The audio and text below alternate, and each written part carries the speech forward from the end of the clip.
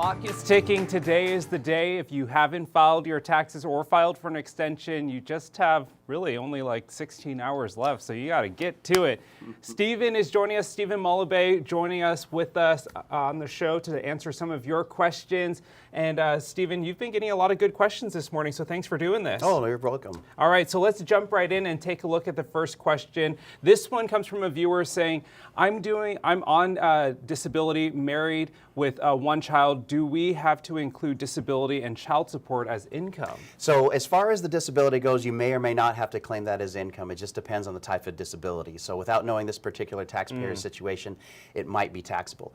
But in general, for the child support isn't generally considered taxable or a deduction for the person that's paying it. So I would say definitely want to look into claiming the disability. Sure. Generally don't have to claim the child support. Okay. All right, let's take a look at the next question we have for you. Do you need to file for a deceased person who had no income? So very specific on this one. Very specific. If they had no income, there's no need to file. The biggest thing is make sure that the Social Security Administration is aware that the person has passed away, assuming that they were on Social Security. Okay, so let's flip it though, if they had income. If they had income, if it exceeds the filing requirement that we spoke about earlier in the show, definitely want to make sure you get that filing done. Again, it just closes out their tax file for the IRS and make sure that there potentially could be a refund there for that particular person. Okay, all right, let's take a look at the final question for this one.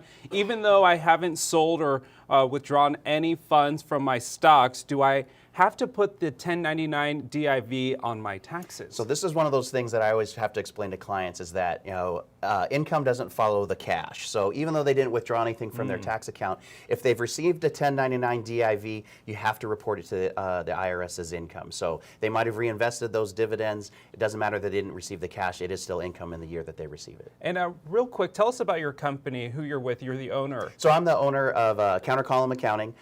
We have a firm specializing in business consulting and tax planning and prepreparation. So I have my staff, we do payroll, excise taxes, pretty much everything. Yeah. All right. Well, gosh, you need an expert like Stephen here because there's a lot of nuances and every situation is different.